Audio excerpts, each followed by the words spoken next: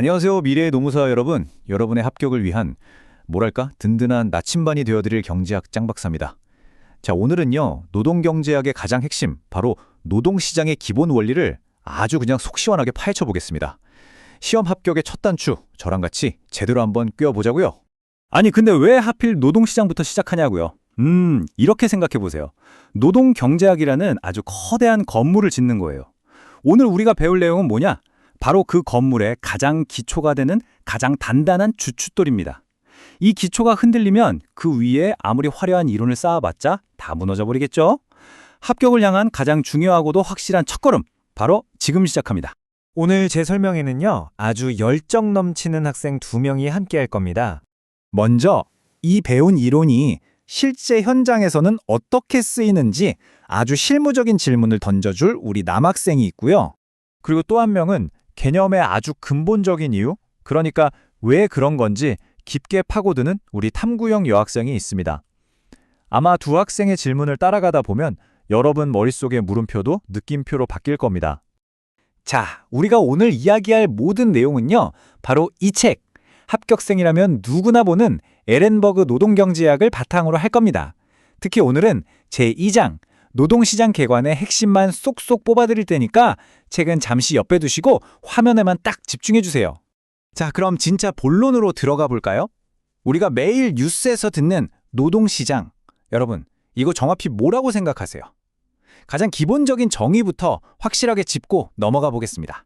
경제학 짱박사, 자, 교과서에 나오는 정의부터 한번 보죠. 노동시장이란 노동력을 사려낸 고용주와 팔려는 근로자가 만나서 가격, 즉 임금과 여러 조건을 정하는 곳이다. 어때요? 아주 간단하죠? 박사님, 근데요, 현실은 훨씬 복잡하잖아요. 이건 사람과 사람 사이의 관계인데 이걸 어떻게 그냥 시장에서 물건 사고 파는 거랑 똑같이 볼 수 있는 건가요? 좀 이상한데요? 이야, 아주 예리한 질문이에요. 바로 그겁니다. 그 복잡한 현실을 분석하기 위해서 경제학자들은 일부러 가장 단순한 모델에서부터 시작하는 거예요. 여기 원문에도 나와 있잖아요. 모든 시장에는 구매자와 판매자가 있으며 노동시장도 예외는 아니다. 바로 이 구매자와 판매자라는 기본 뼈대 위에서 그 복잡한 현실들을 하나씩 살을 붙여가며 분석해 나가는 거죠. 그렇죠. 결국 노동시장은 기술이 필요한 수많은 기업들과 자신의 기술을 제공하려는 수많은 근로자들의 만남의 장인셈이죠. 근데 여러분, 이거 진짜 신기하지 않아요? 누가 중앙에서 자, 당신은 저 회사로 가세요 하고 통지하는 것도 아닌데 이 수백만 개의 서로 다른 결정들이 알아서 착착 맞아떨어진다는 거 말이에요. 맞아요, 박사님. 진짜 어떻게 그게 가능한 거죠? 꼭 옛날에 애덤 스미스가 말했던 보이지 않는 손이 실제로 작동하는 것 같아요. 경제학 장박사? 정확해요. 바로 그 보이지 않는 손의 정체가 뭐냐? 바로 가격. 노동시장에선 임금인 거죠. 생각해보세요. 어떤 기술에 대한 수요가 막 늘어나면 임금이 오르겠죠? 그럼 사람들은 와, 저거 배워야겠다 하고 몰려들어요. 반대 상황도 마찬가지고요.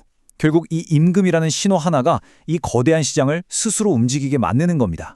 진짜 경이롭지 않나요? 자, 그런데 우리가 노동시장이라고 말할 때 이게 다 똑같은 하나의 시장만 있는 건 절대 아닙니다. 이제부터 노동시장의 아주 다양한 모습들에 대해서 한번 알아볼게요. 경제학 짱박사, 노동시장은요, 그 활동 범위에 따라서 크게 두 가지로 나눌 수 있어요. 의사나 엔지니어처럼 대한민국 전체가 무대인 전국시장이 있고요. 반면에 자동차 정비사처럼 우리 동네 특정 지역 안에서만 일자리를 찾는 지역시장이 있죠. 이게 그냥 단순한 구분처럼 보이지만 사실은 엄청나게 중요한 차이를 만들어냅니다. 박사님, 왜 그 구분이 그렇게 중요한 건가요? 어차피 똑같이 자기 노동력을 제공하는 건데 전국에서 하던 동네에서 하던 그게 무슨 차이가 있는 거죠? 나중에 우리가 배울 여러 정책들의 효과를 분석할 때 이게 결정적인 차이를 만들거든요. 예를 들어서 서울시의 최저임금을 확 올렸다고 칩시다. 그게 부산에 있는 자동차 정비사들 고용에 큰 영향을 줄까요? 거의 없겠죠. 왜냐? 여기 원문 정의처럼 일자리를 구하고 사람을 뽑는 게 오직 지역적으로만 일어나는 시장이기 때문이에요. 아하, 뭔가 알 것 같기도 한데 혹시 좀 더 확 와닿는 비유 없을까요? 아, 그럼요. 자, 슈퍼히어로 한번 생각해 볼까요? 전 세계를 막 날아다니면서 위기에서 구하는 슈퍼맨. 이 슈퍼맨은 전국 시장에서 활동하는 초특급 인재인 겁니다. 반면에 뉴욕 퀸즈라는 자기 동네를 지키는 우리들의 친절한 이웃 스파이더맨은 지역 시장의 핵심 인재인 셈이죠. 바로 이 활동 반경이 시장의 종류를 결정하는 핵심 기준이라는 거. 어때요? 훨씬 이해하기 쉽죠? 물론 시장을 나누는 기준이 지리적인 것만 있는 건 아니에요.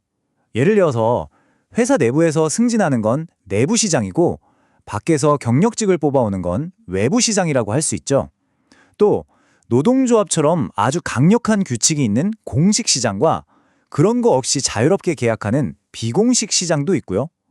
내가 어떤 시장에 속해 있느냐에 따라서 근로자의 힘이나 안정성이 완전히 달라지는 겁니다. 자, 지금까지 정말 정신없이 달려왔는데요. 우리 시험을 앞둔 수험생들이잖아요. 그러니까 가장 중요한 핵심 내용만 콕콕 집어서 다시 한번 정리해 봅시다. 이 부분은 진짜 별표 5개예요. 꼭 기억해 두세요. 자, 첫째, 노동시장은 구매자인 고용주와 판매자인 근로자로 구성된다는 것. 둘째, 이 시장은 임금이라는 가격 신호를 통해서 고용과 임금을 스스로 알아서 조정한다는 거예요. 셋째, 시장은 활동 범위에 따라서 전국 시장과 지역 시장으로 나눌 수 있다는 점. 그리고 한 사람이 동시에 여러 시장에 참여할 수도 있다는 것도 중요 포인트겠네요. 좋습니다. 완벽해요. 오늘 배운 내용 다들 제대로 이해했네요. 하지만 여러분, 지식은 여기서 멈추면 그냥 아는 것뿐이에요. 이 이론을 실제 상황에 어떻게 적용할까 고민하는 단계로 넘어가야 비로소 진짜 여러분의 것이 됩니다. 경제학장 박사, 자, 미래의 노무사가 될 여러분께 마지막 질문 하나 던지겠습니다. 만약 여러분이 어떤 기업을 컨설팅하게 됐어요. 그런데 그 기업이 전국 시장의 슈퍼맨을 찾는지 아니면 지역 시장의 스파이더맨을 찾는지를 아는 것이 여러분이 그 회사에 해줄 채용 전략이나 임금 전략에 과연 어떤 결정적인 차이를 만들게 될까요? 이 질문에 대한 답을 스스로 찾아보는 것. 그것이야말로 오늘 배운 이론을 여러분의 강력한 무기로 만드는 진짜 과정입니다. 깊이 한번 고민해보세요. 오늘 설명은 여기까지입니다. 복습 잊지 마세요.